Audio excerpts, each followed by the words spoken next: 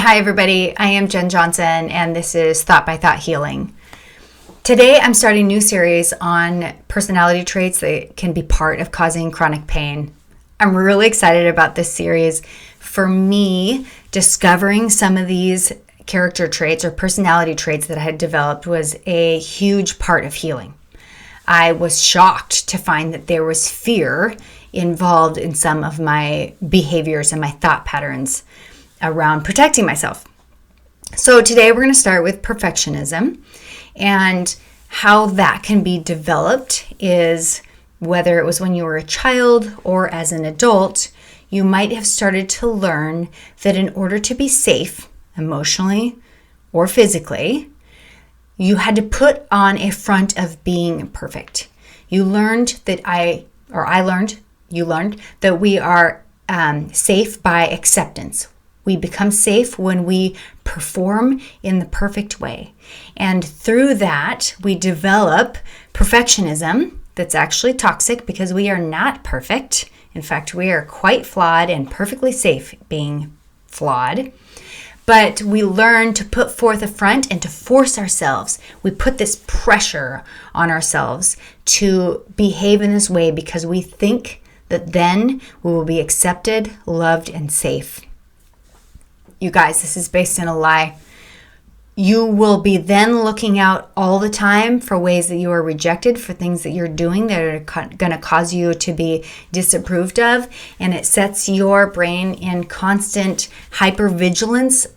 It's a fear state. It is a state where we are looking for the ways that we are going to fail ourselves and for ways that other people will perceive us as not good enough or not perfect. And that state of being is really not good for our nervous system.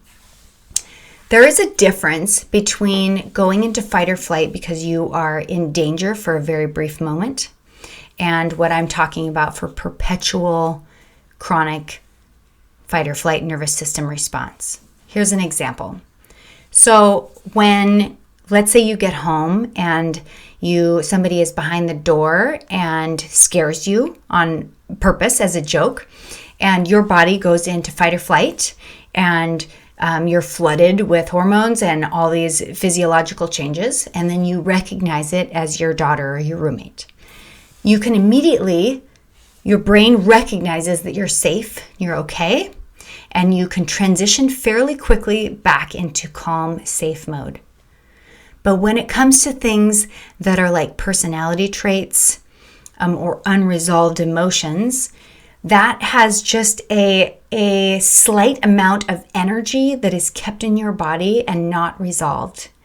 And that state is what causes you to become in hypervigilance and can cause chronic pain, because your brain is always looking for ways that you are not safe.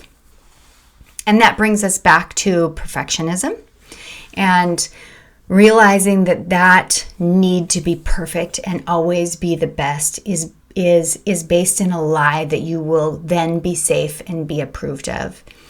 And part of healing is being able to identify what are the ways that you are thinking that are toxic.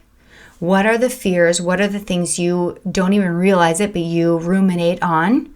And then taking those and being able to replace them with truth.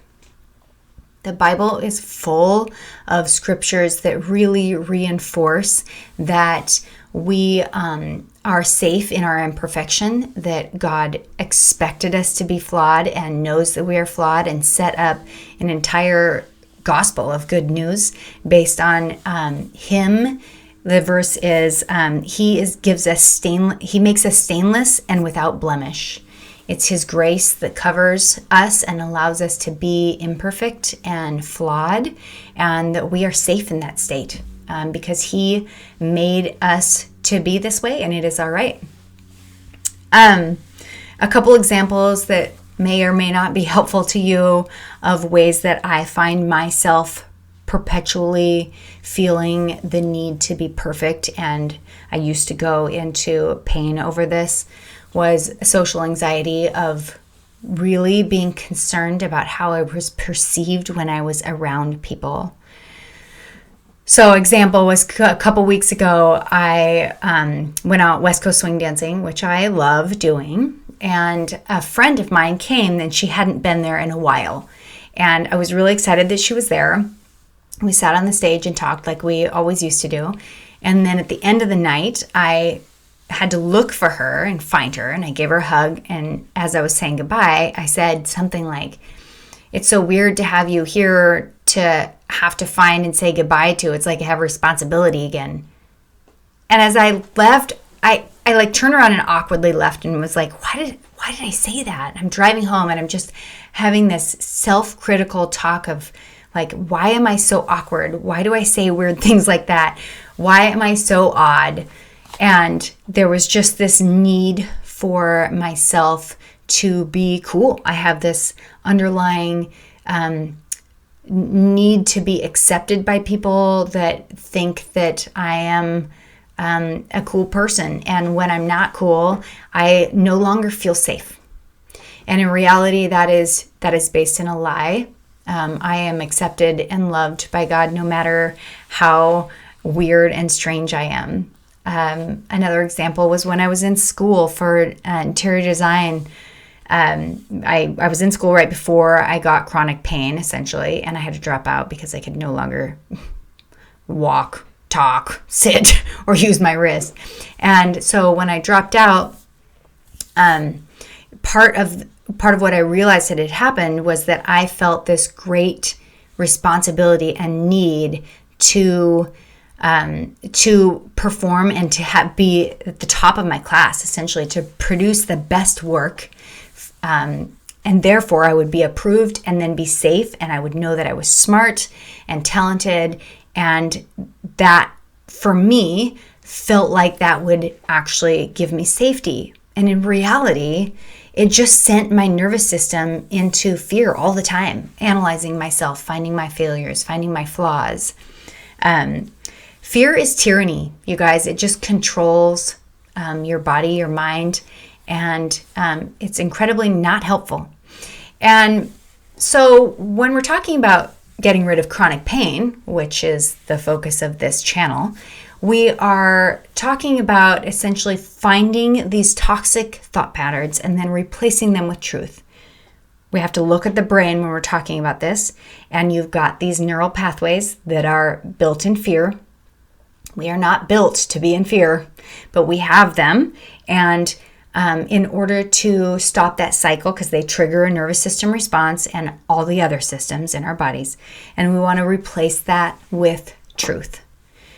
To me, the best place to find that is Scripture and God, and the many ways that He shows us through Scripture that His grace is sufficient, that He is strong when we are weak, that, like I was saying earlier, that He makes us stainless and without blemish. And that makes us completely safe in being human. It makes it okay that I am weird at times. It makes it safe to be socially awkward, to not be perfect, to be imperfect, to be raw and real. It allows us to truly be who we actually are without fear of other people, without pressure of being accepted, and just knowing that who I am is enough. I would really encourage you to do some journaling to find what are your go-to toxic thoughts. What are the things that you are ruminating on? What are the fears that you have? What are the anxieties that you have that are based in you needing to be perfect? And then find that truth.